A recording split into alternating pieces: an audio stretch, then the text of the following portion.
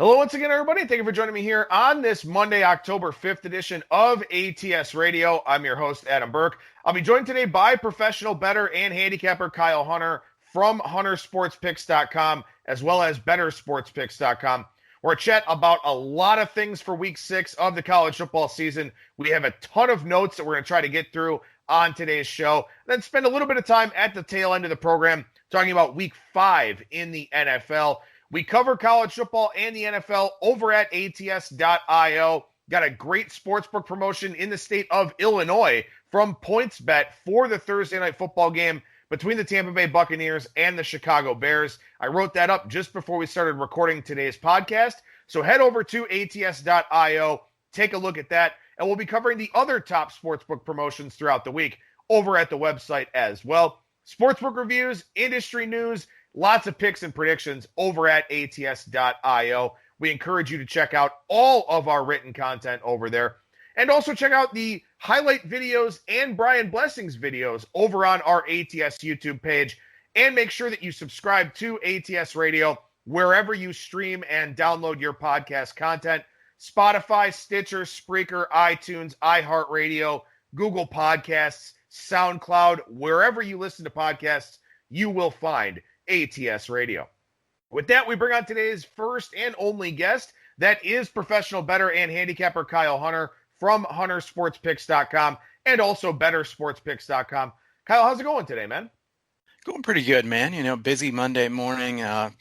It's nice to be coming off a winning weekend after I've had a really rough start to the season.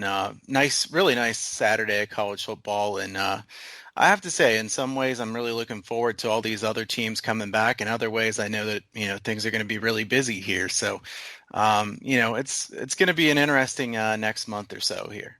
Yeah, and I wrote about that in my updated power ratings over at ATS.io about the teams that are coming back here, the conferences that'll be getting going. You got the Big Ten and the Mountain West coming up in week 8, the Pac-12 and the MAC coming up in week 10. So, yeah, we'll have to do some more work on our power ratings, put some of these teams in there, get them plugged in, kind of see how they rank with some of the other teams out there nationally. But, of course, we do only have conference play for those leagues. So, that makes it a little bit different in terms of putting together our numbers and sort of handicapping those games. But the part I want to start with here today is that, you mentioned it, and this is something that got me thinking about it yesterday. You had a good Saturday. I believe you were, 6-1 on the college card on Saturday. And it had been a little bit of a difficult season up to this point. 2020 has had a lot of challenges for a variety of different reasons. But the mental side of handicapping is something that you and I talk about a lot. I know it's something you and I struggle with a lot of times as well, to kind of talk through some of those thoughts and some of those feelings after having some positive success, some good fortune, maybe some regression to the mean, whatever we want to call it here on this Monday. But let's just talk for a few minutes here about the mental side of handicapping and how we deal with it and, some of the tips and tricks that we've kind of learned through several years of being in this business. Yeah, it's definitely not easy. For some people, it's easier than others. I think, as a handicapper who's selling plays, the reason that it bothers me more if I'm running bad is because I know other people are betting my plays, and if it's just me doing it, it's not going to bother me near as much because I know there's going to be streaks, slumps, bad beats, things like that. But I know that some other people can't handle that as well. And then it kind of, I'm conscientious about my work anyways. But, I feel like a mental side of this, you really have to be able to grind away, not get too high, too low. This is a everyday type of thing, and that's another thing that I didn't necessarily put in my notes here, but I think it's really important that if you're doing this full time, if you're really putting a lot of time into this, you are going to have to give yourself a break at some point. Mentally, you got to be able to check out every once in a while. And it obviously isn't going to be too often because sports are always going on, but you have to get away a little bit because, 365 days a year of this is really hard to take for anybody, especially if you've been on a bad run or something like that. But I think that, being able to know that you can't get too high or too low, I know that's true. That's true. It's still not easy. For me, it's pretty easy to not get too high. I'm never feeling overly confident or, I consider myself very humble, but I do get too low on myself because I'm really hard on myself. I want to be able to win. I think that's the first thing I would say. And, I think that also, focusing on the long term when everyone around you is talking about the short term, I think that's really important because, look, this is a long-term business. And if you want to be good at this, you can't think about a short-term streak. Most people want to say, well, I'm 5-0 in my last 5 plays. That doesn't mean anything. We know that. How have you done in the past few seasons or past few years? I think that bettors need to keep that in mind as well. Don't be too high or too low based on one day, one weekend, anything like that. Yeah, I totally agree with everything you said there, and I'll kind of echo those sentiments and sort of express them in a little bit different of a way. You think back to when you're a kid and you're in school, and the grading scale. You got to be in the 90s, the 93 and up range to get an A. Then you kind of get the B plus down from there, B's in the 80s, stuff like that. Something that a lot of people don't realize about this business, and something I think is important to know, is that you have to understand what's considered good, what's considered great, what's considered bad, and what's considered really bad. Because I think a lot of people hear things like, we'll talk about this, 55% in this business is great. And a lot of people will sit there and say, well, being right 55% of the time in anything isn't very good. But in this business, it is. And I think that's something that's really important to keep in mind with the mental side of this, is that you're not going to be 70%. You're not going to be 80%. You're probably not even going to be 60%. Maybe over one season, you'll do it. Over your lifetime, very, very few, if any, people can really do 60%, over a long sample size of, any sport, let alone, all the different sports that are going on and stuff like that. So I think that's a really important point to talk about, is that you have to understand what is considered good in this business. And 52.38%, the break-even point at minus 110 VIG. You start doing better than that if you're laying, minus 110 regularly. That's a good thing. And a lot of people will hear, like I said, 54, 55% and get a negative connotation because of what it means in so many other arenas, so many other venues of, being graded on how correct you are. But if you're hitting 54%, that's really good. And I think that that's something that people don't really talk about enough in this business, is that the goals that you have to set for yourself are pretty modest relative to a lot of other ventures. You're on the mental side when you're judging yourself based on wins and losses to say, I'm wrong 45% of the time, and that's okay, because it's still really good for me to have that kind of percentage. And I think that's a really important part that gets overlooked here in this business too.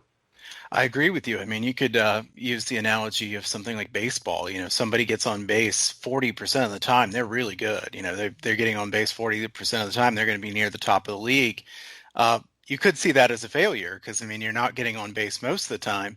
But, in this business, like you said, if you say you're 55%, if you say you're 54.8%, somebody's going to say, well, that's all right. I guess that's okay. That's really good if it's a large sample size. I think it also hurts. There's so many people online, in the Twitter sphere and things like that say, follow me, I'm going to get 65%, I'm going to get 70%. People then start thinking that's actually true, or somebody can actually do that in the long run, when it really isn't. So I hope that, if we can get something across to listeners, it's that, you shouldn't be aiming for anything like that, because you're never going to get to it anyways in the long run. Obviously anybody could get 60% in some short sample size, but, long term, that's not going to happen. A couple other things I wanted to say is, I think if you really want to be good at this in the long run, you have to treat this like a business and not just fun. I think if you just think that this is only fun and I want to place bets just because the game's on TV, that's okay. I'm not saying it's necessarily wrong. Some people want to do that, but it's harder to make it profit if that's the only way you're betting on games. You want to watch North Carolina and Duke on national TV in college basketball, so you're going to place a bet on that game. First of all, we know that that line's going to be tighter than most of the others. And second, if you're not treating this like a business and being serious about this, I think you're going to have a lot worse ROI, because there's going to be too many random bets on games just for action. Random bets for action, here and there isn't necessarily a terrible thing, but in the long run, if that's all you're doing, it's going to be hard to win. I don't think you're going to win. And and another thing I want to say is we've said this many times in the past, but specializing in a sport or conference, if you don't have enough time for everything, is a great idea. I know some listeners of your show here really have done that quite a bit. I've had some people reach out to me and say, I follow the Big West in college basketball, or I, follow Conference USA or something like that. It's really helpful.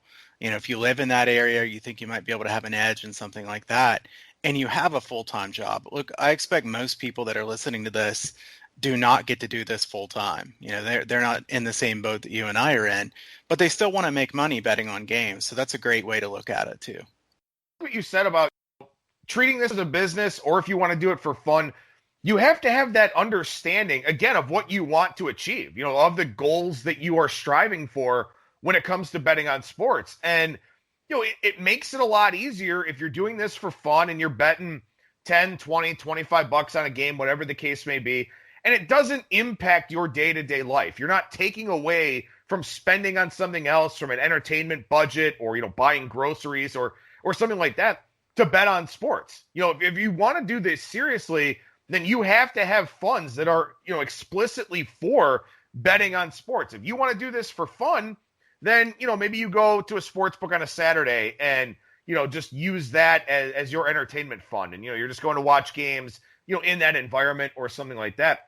It is really important to have a well-defined, set of things that you're hoping to achieve when you're betting on sports. That's something I think will help the mental side, because if you're trying to use this as a supplement, or you want to get into this business for a living or something like that, it's much more difficult to stay above the fray on the mental side. So I think that's a really good point.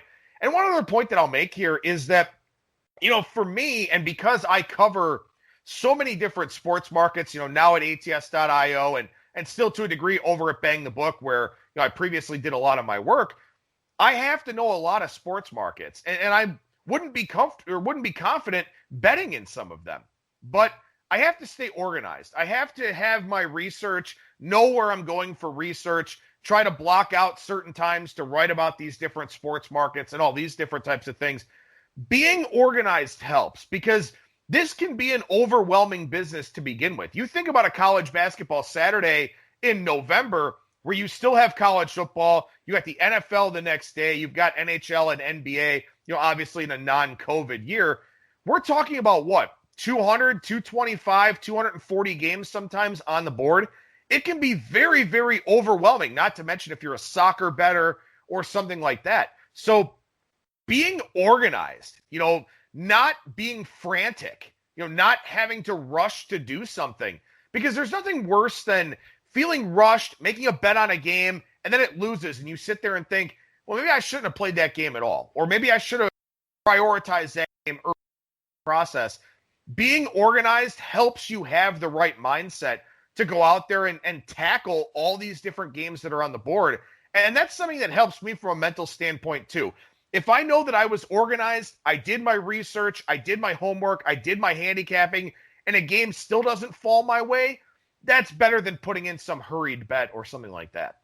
Absolutely. I think that similarly for me, if I feel like I'm forcing a play, I feel like I just have to play something, clients or somebody really wants me to play something, even though I don't really like it, I force a play and it doesn't win.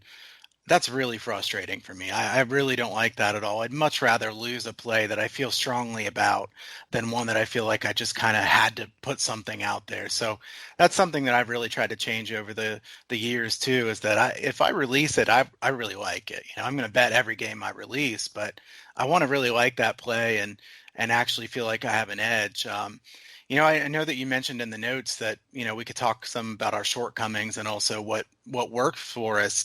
I'll start off by saying some of my shortcomings. I already said that I put a lot of pressure on myself to win. That's a shortcoming for myself. Look, we know that 55% is great, like you said. So you're going to lose 45 or 46% of the time. So you need to know going into it that you're going to have a lot of failure. And you have to be okay with that if you want to be in this long term. I think my biggest weakness that I've really struggled with is I really can doubt myself when I'm slumping.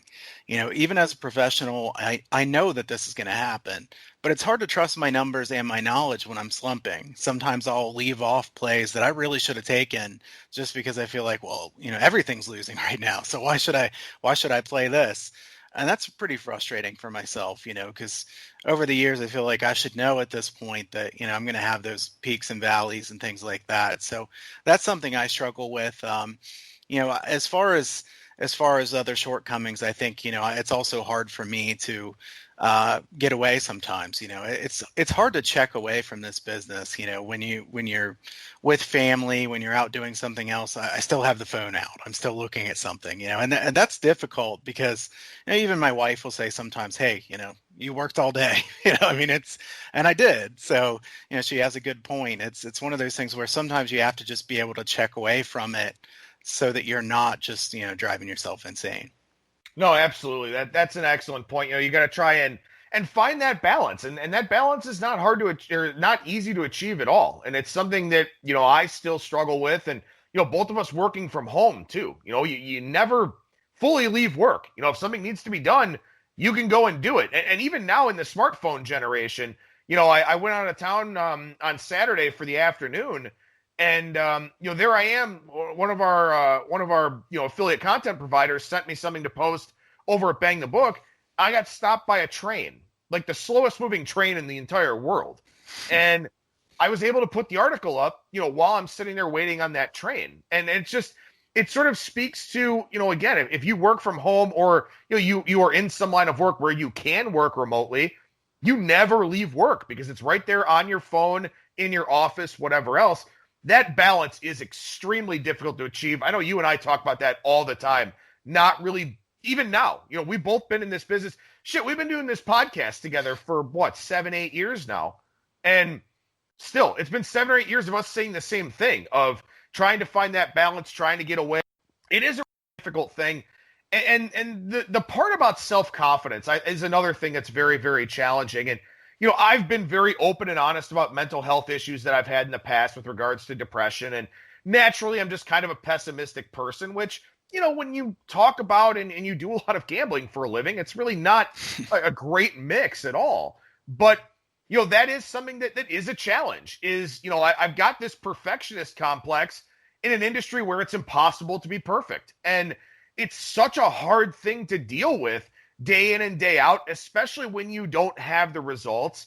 And, as you said, you're selling plays. I'm posting a lot of content that maybe people are following or maybe people are fading. I don't really know. But that is really hard. And it's an ongoing challenge for a lot of people that are out there in this business. It's a very, solitary lifestyle that we kind of have. Fortunately, we're able to do these podcasts and have networks of friends and stuff like that we can talk to that understand the business. But it is something that if you make a concerted effort, and I do know there are some people that started listening to us that are now either doing this as a supplement or trying to do it, for a living, you've got to understand going in that there are a lot of mental difficulties with this business, along with trying to handicap and bet the right sides, get the best of the number that you can, all of that. It's not an easy living, and it's not cut out for everyone. So going back to what you talked about previously, is this a business for you or is this fun for you?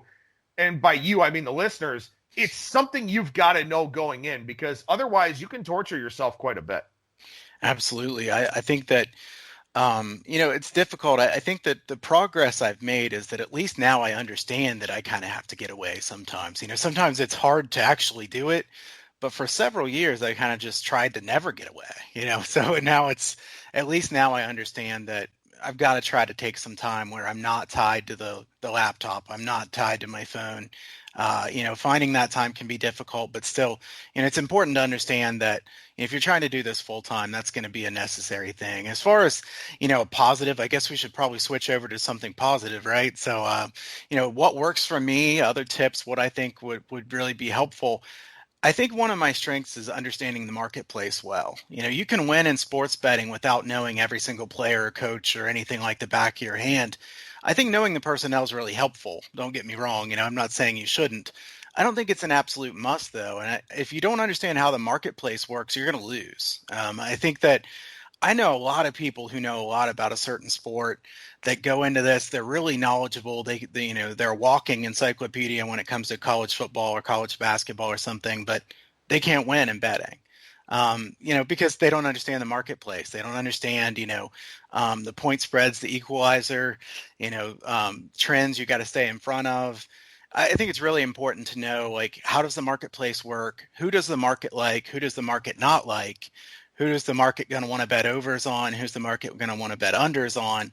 I think that's really more important than most people realize, understanding and following the market, just going back and looking at a live odds feed and saying, okay, here's where this line moved. This is where it started. Next week, based on this team playing well, they're probably going to get bet on again, no matter what they open the number at.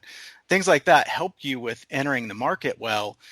We always talk about, entering the market and getting a good price.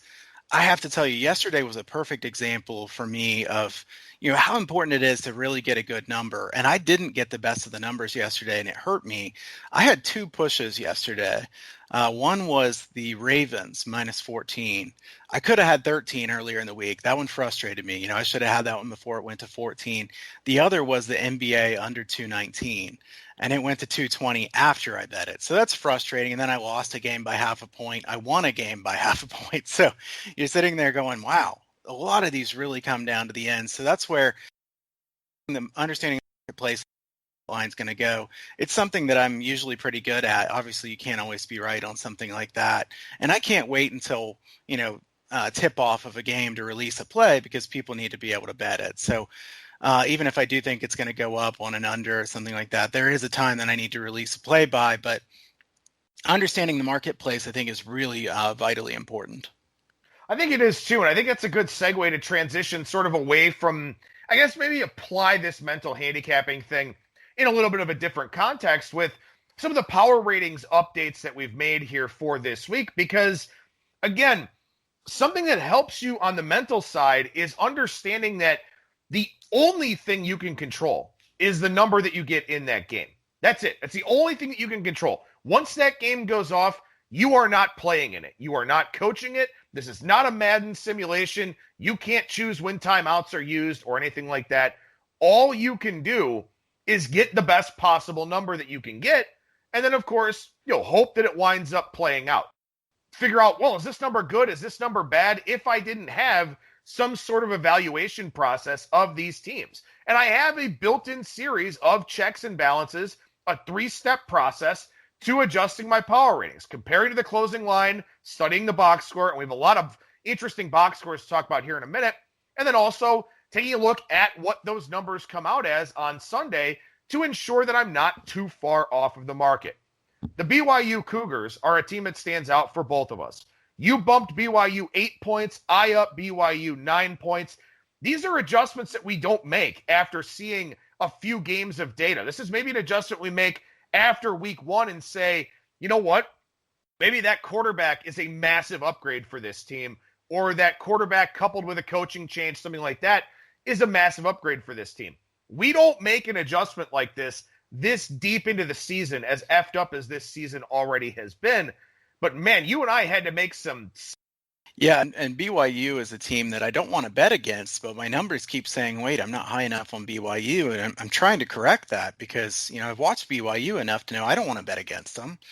So I'd rather bet on them or pass, although, some of the opponents they're playing and the numbers that they're laying right now make it really hard to do that. So BYU, a team that really, I think, has impressed everybody a lot this year. And, I think both of us are trying to play catch up.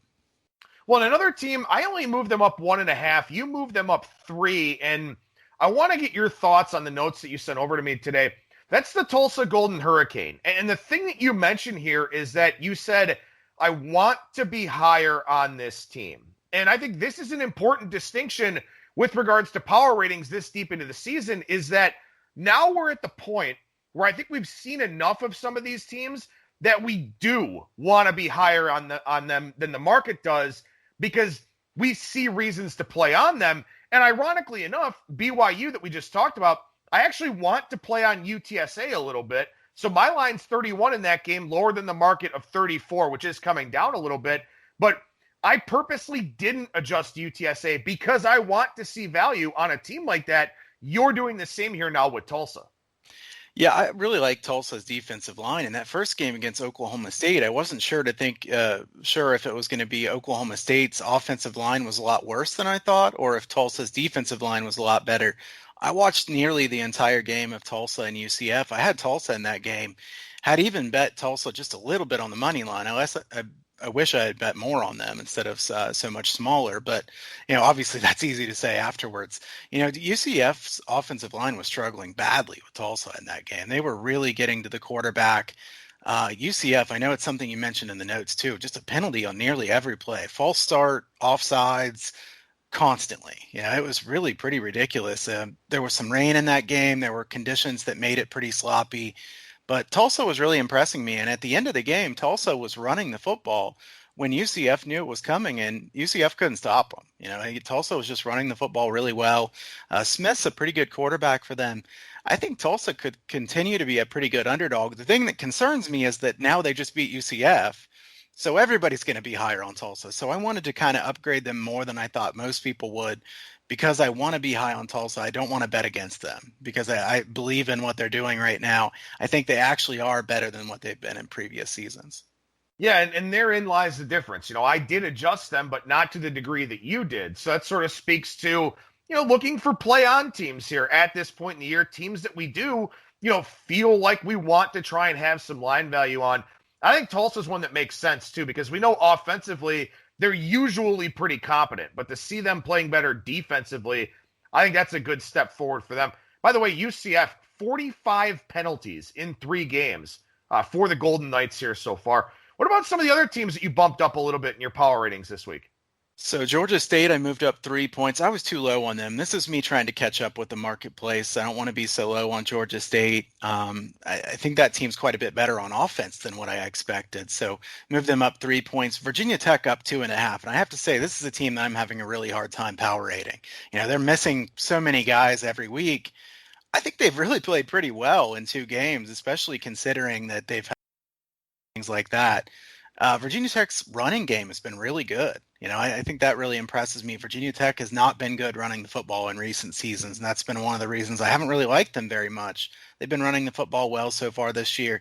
Good test for them this coming weekend, certainly. Some other teams that I moved, USF down 3.5. USF's a mess right now. Really, really ugly game the other day between them and Cincinnati. Texas Tech down 2. I don't know if Bowman's going to be playing in the future. I watched quite a bit of that game too.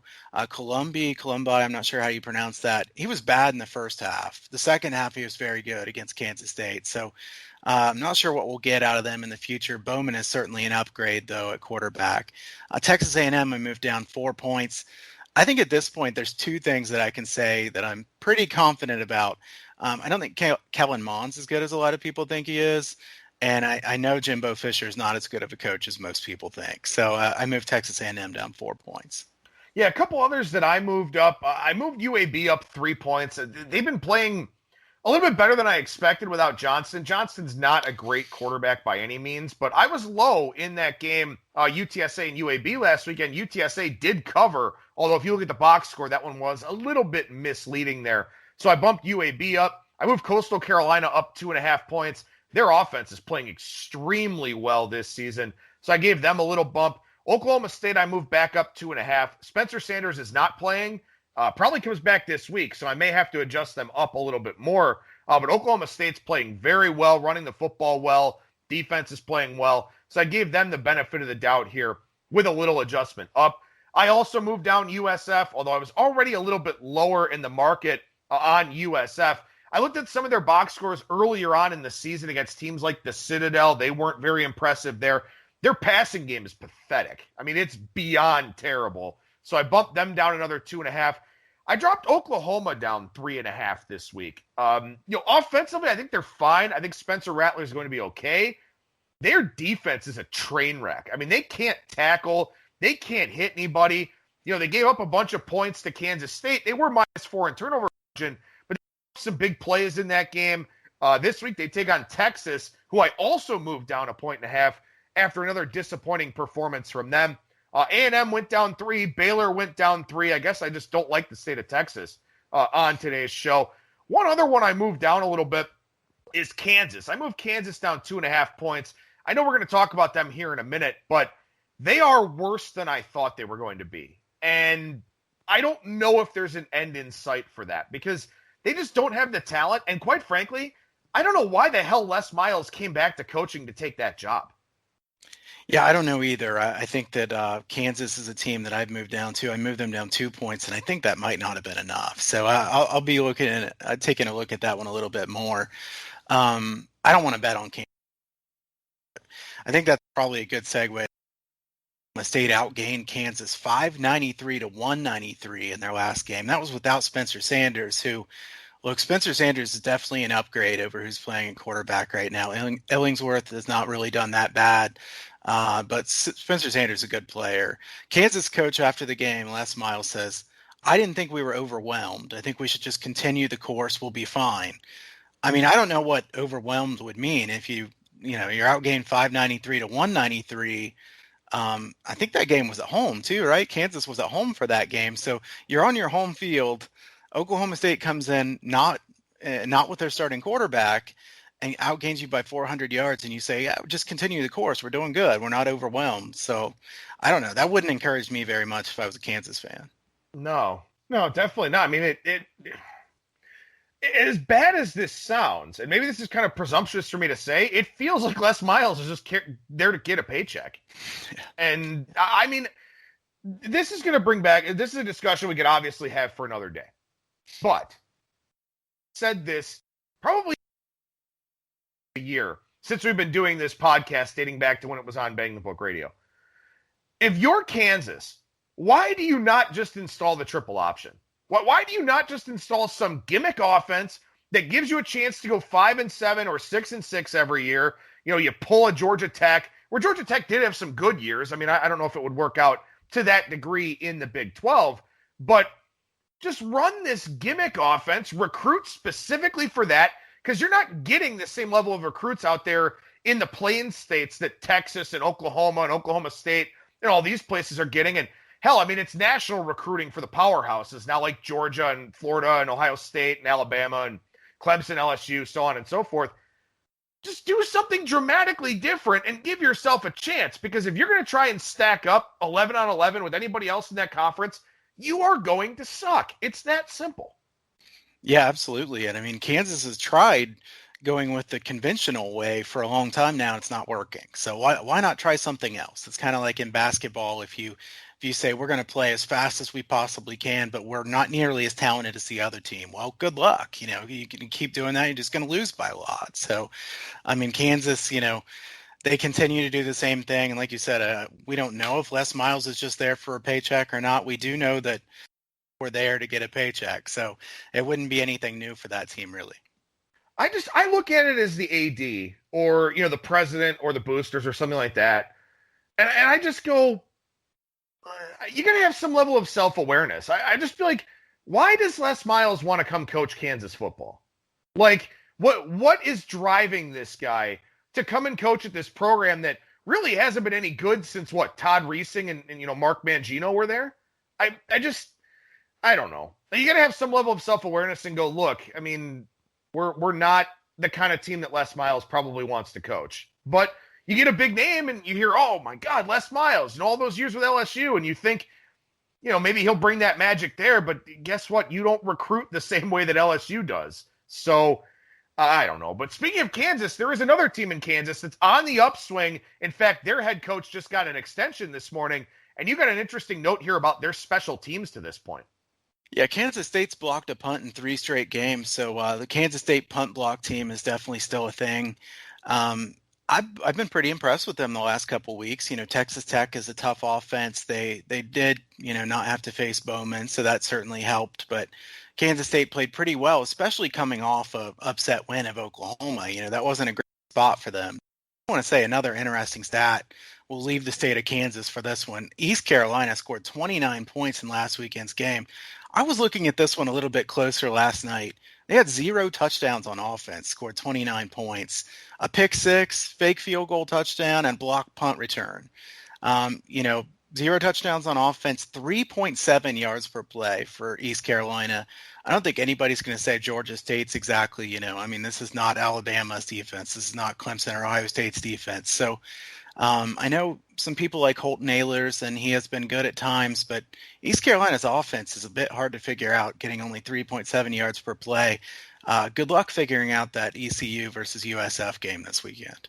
That thing's a dumpster fire. I think I actually have that game pick 'em. The market's 4 and trending up toward 4.5, which I think is a reflection of that awful box score last week. But if people want to dig into what South Florida has been doing here recently, that's not particularly good either. And in fact, in their game over the weekend against Cincinnati, which was a complete and utter shit show throughout anyway, 9 turnovers, 8 interceptions, 5 of them from South Florida, who used 3 different quarterbacks and 4 different players threw a pass in that game. So that may be this week's UTEP and UL Monroe kind of game, I think.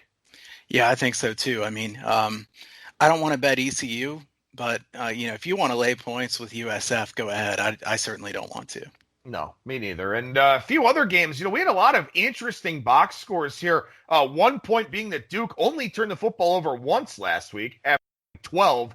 I'm going to talk about this one. This one fascinates the hell out of me.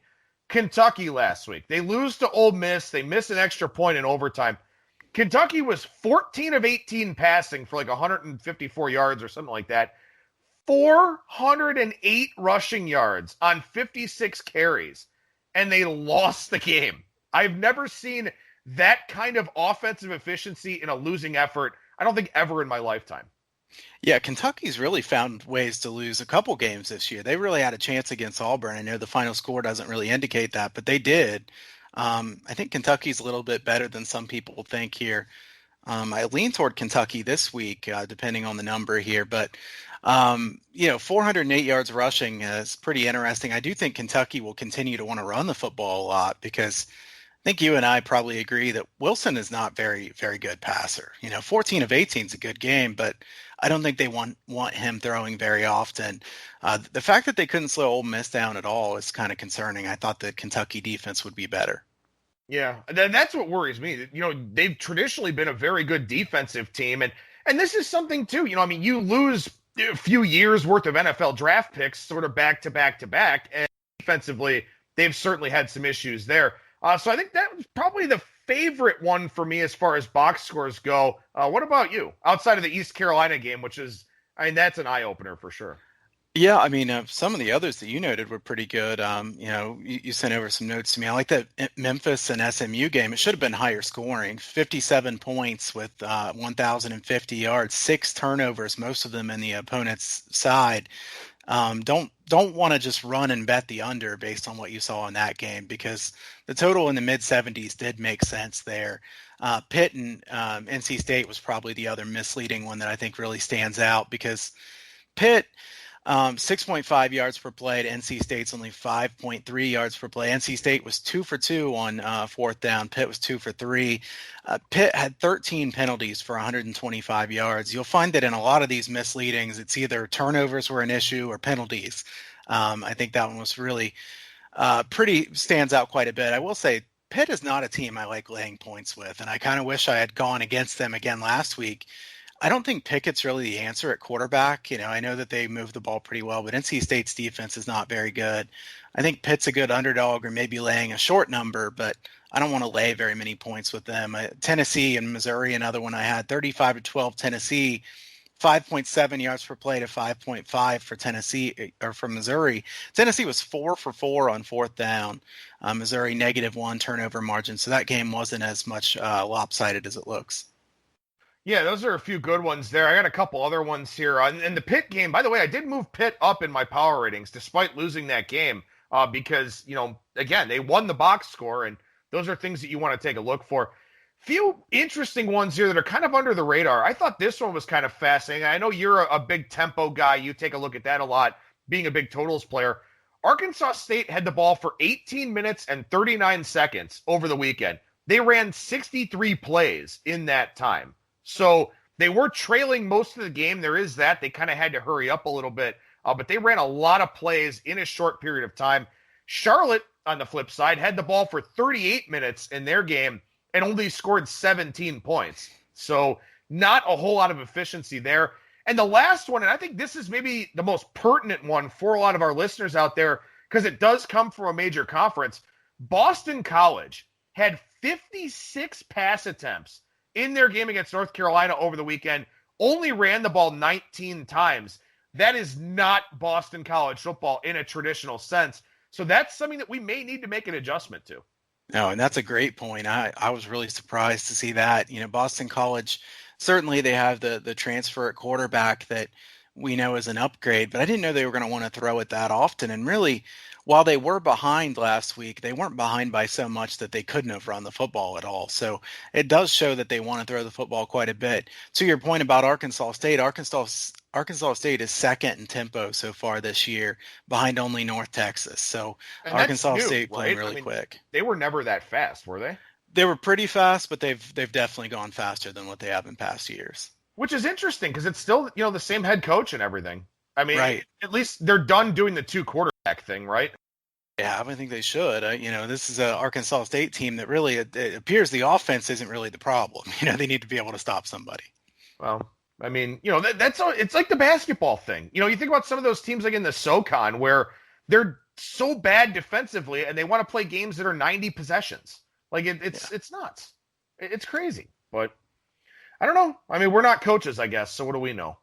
Right. Yeah, I don't know. I mean, Blake Anderson in general, I think, is a pretty good coach, and they probably will be able to get away with playing quick against a lot of their opponents, but that was a pretty poor showing against Coastal.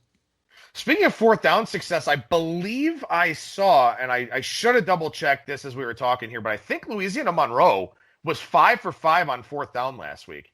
So Wow. no, maybe given how their offense is, maybe they should just play on fourth down on every play. But speaking of that, and talking about fourth down success rates and things of that sort, we did have a listener email reaching out asking us to talk about some regression signs that some teams have out there. We usually do kind of a play on and fade type of segment, but we've been talking about a lot of other different things here while waiting to get sample sizes worthy of talking about some of those different things. But we do have some regression signs here, some negative and some positive.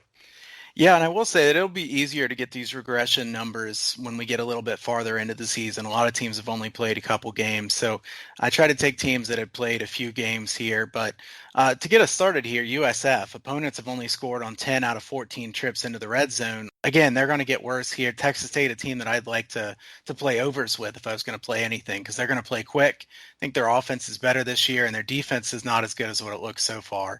On the positive side, Louisiana, 16th in the nation in yards per play, 48th in points per game. Obviously, part of this, they don't play that fast, but that's not all of it. They've turned it over on 4 out of 12 trips into the red zone so far this year. So the Ragin' Cajuns are going to improve offensively. They might have a totals a little bit too low here at some point in the near future as well. Yeah, red zone success is a really good one for looking at in terms of regression signs. Turnover margin, also a good one, but everyone kind of looks at that. Look at red zone success. I think that's really important. Also, things like third and fourth down conversion rates. For example, through 2 games here for Auburn playing against Kentucky and Georgia, the opposition 21 for 33 on third down. You don't really think about that with Auburn. You don't really think about that with SEC defenses. Ole Miss and Missouri actually both pretty bad in terms of stopping third downs. Tulsa, you mentioned a team that you want to play on, and maybe this just kind of fits perfectly. They're just 6 of 27 on third down to this point. One of those games against Oklahoma State, who has only allowed 7 first downs and 43 third down attempts. So Oklahoma State's third down defense, one I would expect to regress, especially as they face better teams here in the Big 12. So at that point, it's kind of about deciding how you want to frame it. You see a stat with that or like that for Oklahoma State, opponents 7 of 43 on third down. Does that mean you're going to fade Oklahoma State? Does that mean you're going to play overs in Oklahoma State games? That's where you kind of have to do the handicapping. You've done the research. Now you just have to figure out where to apply it. Yeah, I'm surprised by that stat. I hadn't caught that one. I will say I think Oklahoma State's defense is a lot better this year than they've been in the past, but they're not near as good as they look so far, obviously. Yeah, one other one, speaking of turnovers specifically, fumble luck is one that you really want to take a look at. I know that's something you and I talk about quite a bit. And we'll have more of these regression stats and metrics as we move forward here. The problem is that we're dealing with some teams have played one game, some have played two, some have played four. It's kind of all over the place. So it's tough to talk about a lot of these different metrics here. But the one thing I guess I will mention, you mentioned Louisiana's offense and how they've moved the football effectively, haven't been great in the red zone. We'll see what that total looks like market-wide for Coastal and Louisiana this week, but I think that's one on the short list for an over for sure. Yeah, I would definitely lean that way. Coastal looks like an over team to me based on their efficiency on offense. Coastal still has defensive problems. I would think Louisiana could move the ball pretty easily. All right, so we take a look here for a highlight video on ATS Radio at the Thursday night game between Tulane and Houston. Houston up to a touchdown favorite at some places now, total in the 58.5 range. And Kyle, this is a very difficult handicap. I'm joined, of course, by Kyle Hunter from HunterSportsPicks.com.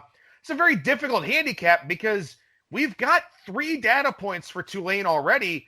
Houston hasn't played a game yet, and it's Houston, if you go back and look at last year when these two played each other, I have to say, usually we talk about bad beats.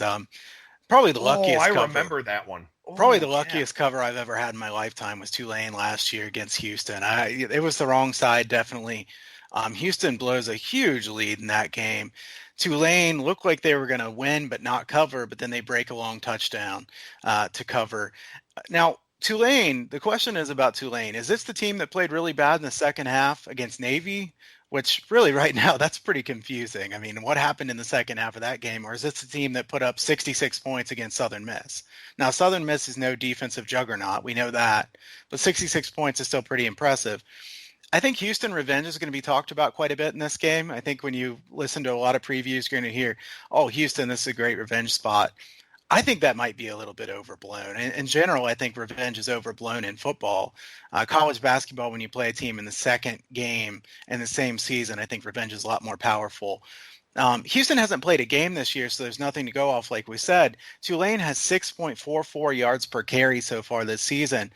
When I did my power ratings for Houston before the season, when I was looking at strengths and weaknesses, I thought Houston would be their secondary. Houston's weakness was going to be their defensive line. Not a problem that you want to have when you're about to play Tulane. I know Tulane has an injury at running back. They have several good running backs, though. This is a Tulane team that is built to run from that scheme of Willie Fritz. So I think Tulane will be able to run the football here. I see Houston's offensive line is another question mark. They allowed 35 sacks last year.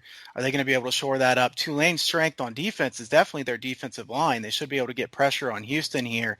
I think Toon is a good enough quarterback, not a great quarterback. The guys around him at skill positions for Houston are very solid. So I think there'll be some points in this game. I'm going to lean to the over here. As far as the side, this is a little higher than my line is for this game. If I had to pick, I'd probably take Tulane here. I don't know what to expect from Houston. However, I don't want to bet the side. I know I won't bet the side in this game. I will consider the over. I think Houston's going to play with tempo. Tulane's playing quicker this year than they have in previous seasons. 23 seconds between snaps is pretty quick, and that's what they're at so far. So if they want to keep playing fast, I think there could be some points in this game. Yeah, I think so too. I think there could definitely be some points in this game. And, from our Thursday guest, Brad Powers, he had talked about this prior to last week's games. The team that had played a game against a team that hadn't played a game, 3-14-1 against the spread. And the thought process is, well, that team's been preparing for you, and now they have all this film that they can dissect. So the teams that haven't been playing have just kind of gone out there. You don't know what you're going to get from them, but they know what they're going to get from you. So that's the question here for Houston is, can their defense hold up? Because they've had a lot of chances to look at film on this Tulane team. This one's moving away from my number. My number is actually more like 2.5, 3 on this game. But I do think that, again, we talk about some of the leak into the marketplace. I think this is one of them where we see this stat that teams that haven't played a game yet have done very well against teams that have. And I think it's kind of inflating this number to a degree. With that being said, I think Dana Holgerson's a decent coach. Last year, there was a lot of turnover and tumult within the program. Derek King opted out early on in the season so that he could transfer, winds up going to Miami. Houston had some guys that didn't really want to play for Holgerson. He kind of got rid of a lot of those guys now. So I guess thinking about it that way, it wouldn't surprise me if Houston is better than I anticipate, but I'm not betting a side here on this game. I agree with you that I think the thought would be to take this one over because no matter how much film you watch, you still have to get out there, get your tackling angles, kind of get into the flow of the game. And a lot of times we do see that tackling usually the last thing to come around for a team that's had a long layoff. So I agree with you on that over 58.5. Yeah, and I think this total will probably go up. So if you want to bet this total, I think you want to bet it early in the week rather than late in the week. As far as the side, I don't know really what to expect. I see 6.5, even a 7. If this one gets above 7, I think there's going to be some buyback on Tulane. I don't think Houston can be laying more than 7 points here. So definitely my strongest lean here on this one is the over 58.5. Is what I see mainly here. 159 at Pinnacle. I don't think that this is a game where we're going to see too much action on the under. No, I don't think so either, especially here with this standalone format on Thursday night, which is why we wanted to cover it for a highlight video here on our ATS YouTube page. And we encourage you to subscribe and listen to the full editions of the ATS Radio podcast. All right, so we'll take a little bit of a breather here. We'll do another highlight video once we get to the NFL, but might as well talk about a few Saturday games here in college football before we make that move over to the professional side. And I guess, why don't we go ahead and start with this Miami and Clemson game 317, 318 here. We got a lot of hate about Miami when we did a video prior to the Louisville game. Miami has looked the part, but they're getting 15 points here against Clemson, which obviously suggests, what we all thought about Clemson, that for the most part, they're number one in our power ratings, at least for you and I, until we add Ohio State into the mix here in a couple of weeks' time. But I think a lot of people are going to look at this game and just automatically assume that the number is too high. Do you think that's the case? I think the number's about right here. I don't think I'll bet this game. We have a lot of haters from Miami at this point, and we were wrong about that game. So Miami's been, I thought they would be. I knew they would be improved. I didn't think they'd be improved this much so far. This is a big step up in class for Miami, though. They haven't played anybody like this. And I know that Clemson hasn't really been tested yet, but, at Clemson, a tough game, certainly. I think this line's about right. I see a total 63.5 or 63. My lean would be taking the over, but that's awfully high. I don't think I can take over that high of a number. So this one looks pretty fair to me. Yeah, this one looks pretty fair to me, too. I mean, my number on this game is 15.5. So it is moving away from my line a little bit. But again, I think a large part of that is simply because, you've got this Miami team that's looked the part. And, they've had to look the part in a couple of their games, at least for a little while, whereas Clemson has not had to play a full 4 quarters really for, outside of playing the semifinal and then getting waxed in the championship game. I mean, they never have to play 4 quarters. They're so much better than everybody else in this conference. So this will be a little bit of a test for them too, I think, especially the guys they've lost over the last couple of years. Higher than 14, I do lean Miami a little bit, even though, my number doesn't really suggest a whole lot of value. Just because, again, I think now if Clemson has to play 4 quarters, and if they look really good here, I'm upping Clemson in my power ratings. If they don't look really good here, I don't know how much I'll hold it against them. Yeah, I think that's fair. I think that's a good point. Clemson here should win this game. It'd be pretty surprising if they didn't win this game. This is a great test for Miami. They've played some pretty good teams, but they haven't played anybody at the level of Clemson. So I guess we're going to find out if Miami is very good or if they're excellent. They're somewhere in that range. Let's find out how good they are. A few other interesting notes here, kind of looking up and down the card, and maybe we can touch on this game real quickly. 347, 348, Temple and Navy. First game for Temple. Navy's played a couple of games, and they really haven't looked all that good in the process. Under 100 rushing yards for Navy last week at Air Force, which is just astonishing, to say the least. But now they take on a Temple team that has had ample time to prep for the option, but also hasn't played and hasn't had the chance to really go out there and hit somebody other than each other. I mean, I can't think of a game in recent history that I've had this little amount of interest in betting. It's just crazy. Yeah, I was going to say the same thing. So we're thinking the same way here. I don't want anything to do with this game. I don't want to bet Temple. Temple's a team that I'd rather bet against this year. I don't like their coaching staff very much. I'd rather fade Temple than I would back them. At the same time, I don't want to back Navy now. We don't know who their starting quarterback is going to be in this game. Low total, would probably lean to the under, but we're seeing 46.5. That's awfully low. I'd have to pass. Florida State and Notre Dame, game 353, 354. I ran a query over at killersports.com today. This is the third time I don't know how far Killer Sports goes back, but it's the third time that Florida State's been a 21 or higher point underdog. One of them was last year against Clemson. Another one was 2009 against Florida. That was, the Urban Meyer years there. So those kind of speak for themselves. But man, I mean, look, we're talking about a number that's, kind of making history to a degree. And I still want no part of Florida State. No, that's what I was going to say. Do you really want to bet Florida State, though? I wouldn't. If I had to play this game, I think I'd take Notre Dame. Florida State has looked that bad. I feel like we know what we're going to get out of Notre Dame, at least. We don't know what we're going to get out of Florida State. I mean, are they going to surprise and impress? I wouldn't want to bet on it. I think Florida State is a program that's really in a lot of trouble right now. And I know that, it's possible for them to turn it around. And, it's been a hectic season for them with their coach getting COVID. And, Norvell is a guy that I think has done a good job, but this is a really tough coaching job at this point. So it might take quite a bit of time. One last thing I'll note here on the college side, and then we'll transition to the NFL. In FBS-only games so far, 49, 34, and 5 against the spread for the underdogs. That's a little over 59%. And if you look overall in games including FCS schools, it's pretty much in that 59.5%, 59.8% range. So underdogs have been really, really strong. A lot of people will point towards home field advantage, and maybe we've kind of seen that in the NFL with road teams scoring a little bit more than everybody, scoring more, fewer flags, all those kinds of things. Does this normalize, or, is this just kind of 2020 in a nutshell?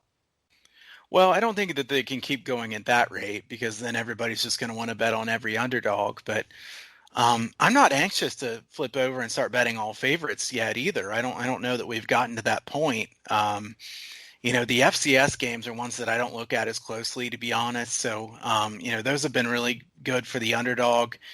Some of those FCS teams can be put in some really good spots against these FBS opponents that don't really care about that game because they just played a big game and then they're about to play another big game.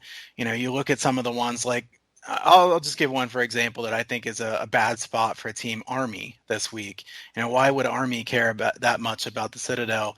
At the same time, the Citadel was kind of used to playing against the type of offense that Army runs. So big number there. I wouldn't want to lay the points with Army. I think that, underdogs would still be my first look at this point, but I think blindly betting underdogs, you shouldn't expect anything like what's happened so far this year.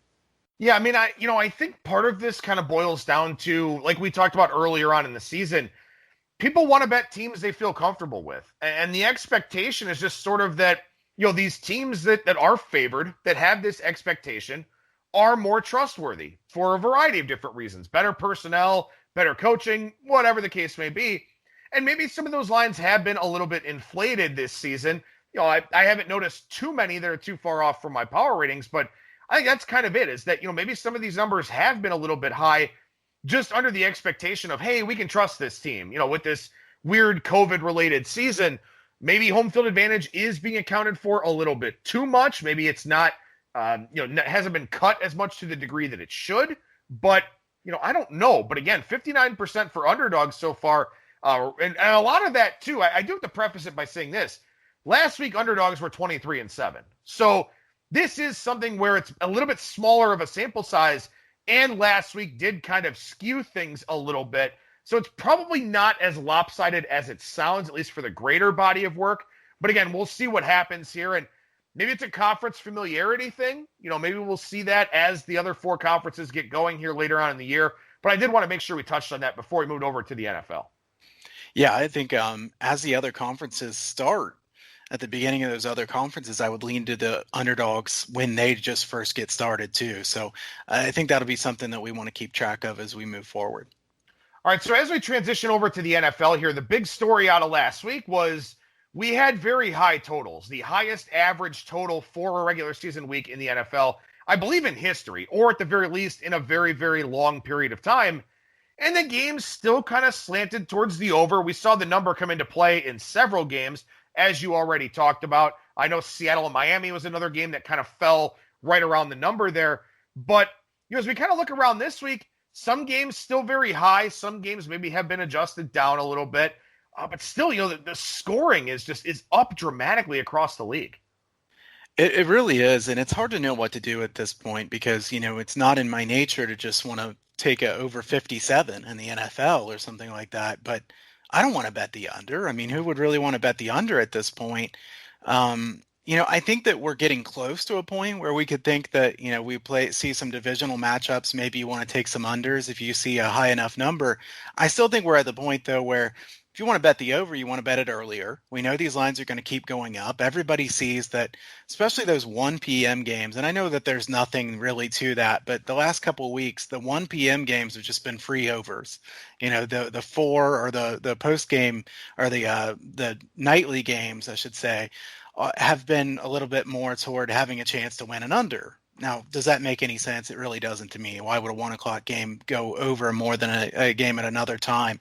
Having said that, it's been the case, and it also builds the narrative a little bit more because that's when most of the games happen.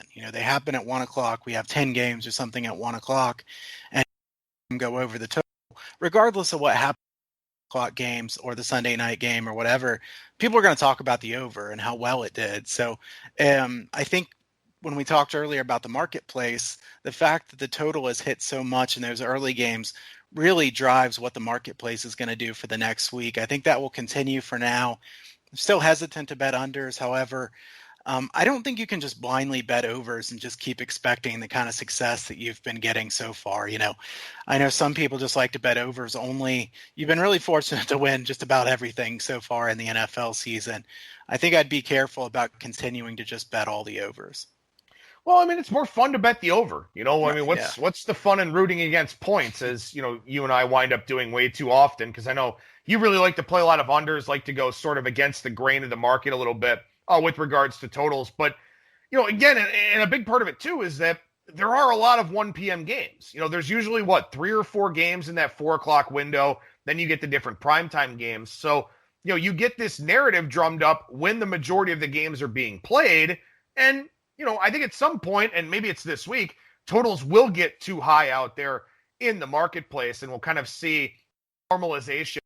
Spent a lot of time talking about misleading scores in college football and different box score things that we picked up on.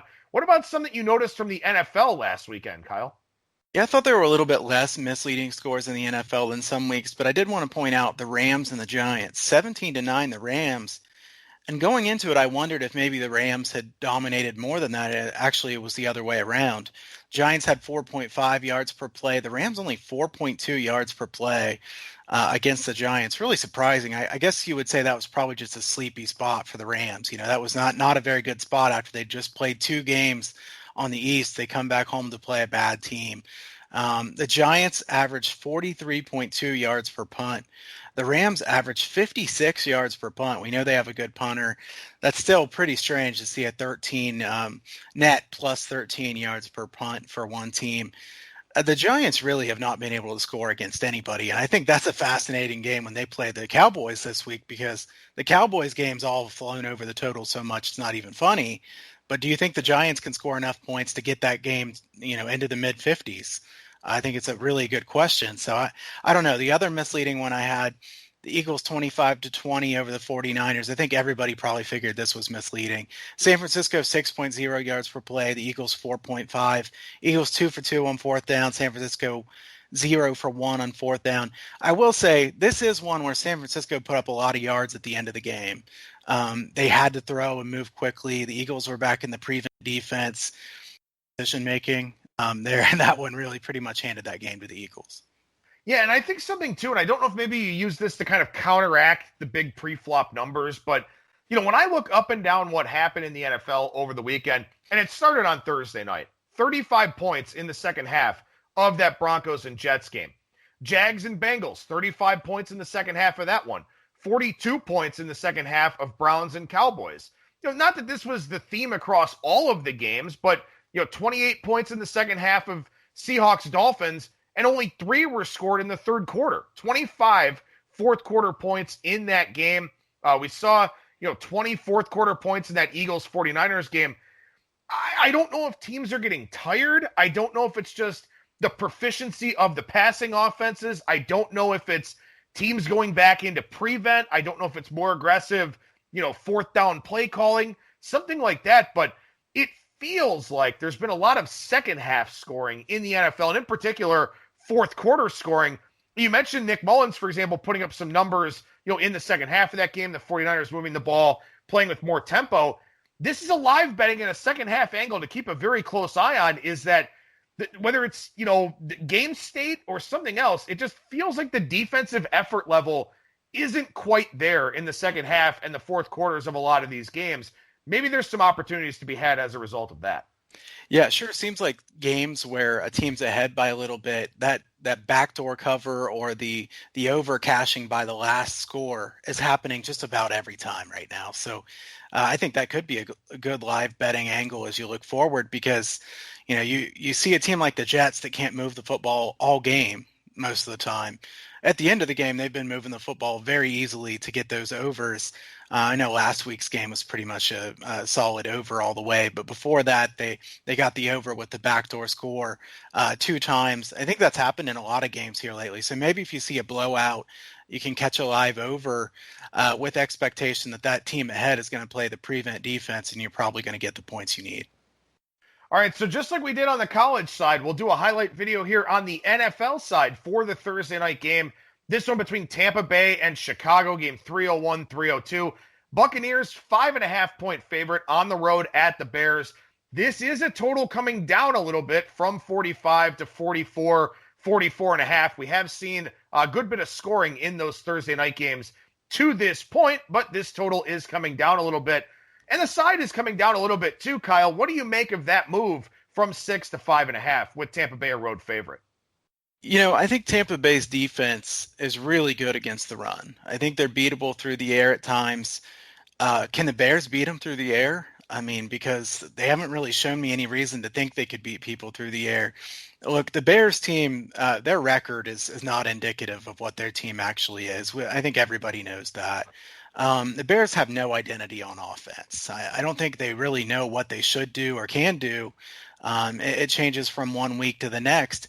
They'd rather run the football. They're not really that good at it. I think the Bucs are going to make them throw the football. Can they throw the football? I wouldn't want to count on it. If you look at Tampa Bay, their offense really showed me something in the second half yesterday. I didn't think that their offense was going to be that explosive, because if you look at the Chargers' defense, they're pretty good. Defense is a real solid defense, especially pass defense. So, and they get after the passer well. Tampa Bay's offense showed me quite a bit in that one. As I look at this game, I don't agree with the line move on the side. I think that Tampa Bay has a much higher upside than does Chicago. Obviously, you're laying a decent amount of points. I'm not too anxious to do that in a game with a low total. The other lean I have in this game is the under. It's scary. We just talked about it. Betting an under in the NFL right now is really hard to do. And I don't know if I'll bet this one or not. If it's 45 or higher, I would consider it. Under 45, lower than 45, I definitely will not bet the under in this game. I think that Tampa Bay probably plays from the lead in this one. And then you wonder, can Chicago throw the ball on Tampa? Chicago can move the ball that easily, even if Tampa Bay does have a lead here. So maybe this is one of them that actually could stay under, because the Bears are just that bad in the passing game. The Bucs, to me, I think I know what the Bucs are a little bit more than what the Bears are. Like I said, the Bears don't really have an identity, and really the Bears defense has been pretty good, but I don't think the Bears defensive front is as good as it was a couple years ago. They're not the really dominant defensive line. To me, I could only bet the Bucs in this game. There's no way I can bet Chicago. And like I said, I lean to the under here too. Yeah, I'll echo both of those sentiments and agree with you there. I thought Tampa Bay on a short week with a quarterback on the wrong side of 40. They've got some wide receivers that tend to have a lot of soft tissue problems. I know Godwin's, had his injury problems already. Mike Evans, we know he's pretty much on the injury report week in and week out. Usually plays, generally winds up being probable. But with that quick turnaround, you certainly worry about things like that for Tampa Bay. For Chicago here, Matt Nagy came out today and said, we need to get the run game going. The run game will get our pass game going. And you look for those coach speak things. You sort of look for the coaches to tell you what they're going to try to do. And from the sound of it here, it feels like Matt Nagy wants to put it on the run, wants to put it on his defense, and keep Tom Brady off the field. So to me, when I hear something like that and I start playing through the game state and what the game plans are for these two coaches in my mind, it points me towards the under, which I think is why money has started to creep in on the under here. Even though we know Thursday night games have been higher scoring so far, we know the league in general has been higher scoring so far. When you hear what a coach wants to do, then you have to make an adjustment and react out there in the betting markets. And I don't know if Chicago is going to have success running the football, but if he thinks that he needs the run game to get the pass game going, he's probably forcing the run early in this game. And I don't think that's a good situation for Nick Foles, where Nick Foles needs the reps, is with a new team, didn't win the job coming out of training camp. I think Nick Foles needs to be able to throw the ball around. And if they're going to take that away from him, I think that hurts him, hurts his efficiency, whatever degree of that he's going to have. As tough as it is to bet an under in the NFL right now, I think that this is one of the cases where it does make sense. Have live betting opportunities once you see how the game flow is starting to shake out. Yeah, and I think it's interesting that Chicago is talking about establishing the run here because, like I said, that might work against some other team. I don't think it's going to work against Tampa Bay. Tampa Bay has been really good against the run, even in the past couple years when they gave up a ton of yards through the air. I think their secondary is better than they've been in the past. Their run defense is still very good.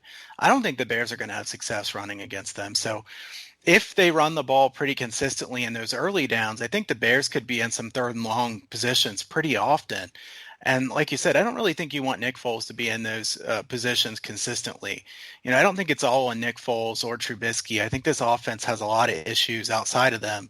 We know that the quarterback play here hasn't been very good, but that's not the only issue the Bears have by any means.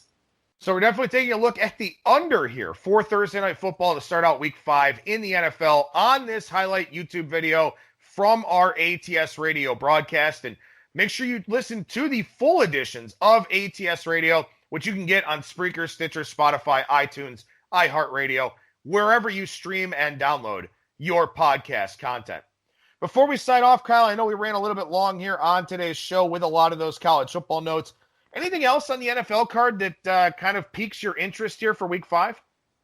Yeah, I'll look down the board here real quick and see. I wanted to take an over in Minnesota and Seattle, and then they put the number out at 58. So I'm going to look at that one a little bit more closely. Both of those teams give up a lot of big plays through the air. Still think the over would be my lean versus taking an under. Let me talk to you about one here real quick. Indianapolis and Cleveland. This one opened at pick. It's up to Indianapolis minus 2.5. I'm kind of kicking myself I didn't take Indianapolis at the beginning here. I think that the Colts are probably the right side here. The Colts defense has been very good. Look, we should say that they have played really bad offenses so far this year. So anybody that's saying, look, this is an amazing defense, the best defense you've seen, you need some context here. But I think that Cleveland's defense has shown me enough that I know Myles Garrett's very good, but I don't know that the rest of their defense is great. I think that Indianapolis does have the defensive advantage here. So I guess you take a look at this game, you wonder Phillip Rivers versus Baker Mayfield. Both of them have some question marks. I'm curious to get your take on this game. I will not be playing this game. I will not be using this game in the circa or really in any context here this week. I think there are a lot of questions. I think first and foremost, the Browns defense, the secondary has had a lot of injuries. They have had a lot of issues. They've got a good pass rush. They've been getting very good interior pressure. They get good pressure from the edges. But Indianapolis has an excellent offensive line. So we know Phillip Rivers can't move, but he should be pretty well protected for the most part in this game. The second thing is the Browns won't have Nick Chubb. He's on IR now with what I believe is an MCL sprain. Kareem Hunt was banged up going into last week's game, did end up playing, but only played, I want to say, about 40% of the snaps. The Browns used Dearness Johnson, who played very well for them in that game against Dallas, but the Dallas defense blows. And I made a big mistake last week taking Dallas, thinking, well, offensively, they've been pretty good. The defense has not been good. Maybe they just win a shootout here. And in fact, they went out there and lost a shootout. Indianapolis's defense is a lot better than Dallas's. So I do have worries in a lot of different areas for the Browns. However, as you said, the Colts haven't really played anybody. And that's what kind of concerns me is that Cleveland, for all their warts, probably the best team the Colts have played to this point. So that does concern me a little bit. I think it's a very challenging game. And as I look up and down the card in general, do I want to lay a number with Atlanta? Hell no, because Dan Quinn could be fired tomorrow. And if he's not fired tomorrow, he's going to be fired at some point. Do I lay the Rams going west to east against Washington at almost double digits? No. Do I lay almost a touchdown with a Houston team coached by Bill O'Brien? No. Do I lay Arizona going west to east again? No. As you start going up and down this card, can I lay almost 10 points with Dallas when they can't stop anybody? No. This is a bad NFL card, I think. You've got some very big numbers out there. You've got some uncomfortably large favorites, but you also have underdogs like a Minnesota. Was last week because Houston's not any good or because Minnesota's maybe improving a little bit? This card is a challenge, and it's a different kind of challenge than last week where I just didn't really like a lot of the matchups. This week, I don't like a lot of the numbers. So going to have to find something to play. Indianapolis and Cleveland just won't be that something. Yeah, I definitely agree. This is a really challenging card. I think this is going to be the most challenging card and will probably be the smallest card I've had so far this year as far as the NFL. One other one that's a big favorite, Baltimore, minus 13 and a half. I did like Baltimore yesterday. Like I said, I got a push out of that. Probably should have won that if not for the turnover in their own end at the end of the game. But Cincinnati, a team that I think could have plenty of backdoor covers with Burrow this year. So I think I'd be a little bit cautious about laying that number with the Ravens. In this game, there are some really ugly games, like you said. I mean, almost all of these are big numbers. Indianapolis and Cleveland, about the only one that's really set at a small number other than Atlanta. And like you said, I mean, who wants to lay points with Atlanta? I think I'd probably lean toward Carolina in that game, but very, very tough card. Yeah, the only thing I like at first glance is Pittsburgh. Pittsburgh off of an unexpected bye. Philadelphia, as you mentioned, misleading final score to a degree there against San Francisco.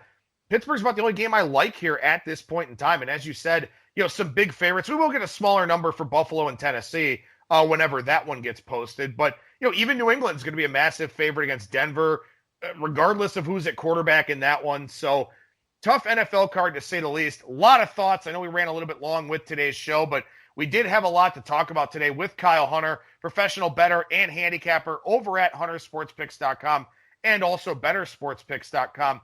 What's going on at the two sites right now, man? So always get free picks from the newsletters there at both huntersportspicks.com and bettersportspicks.com.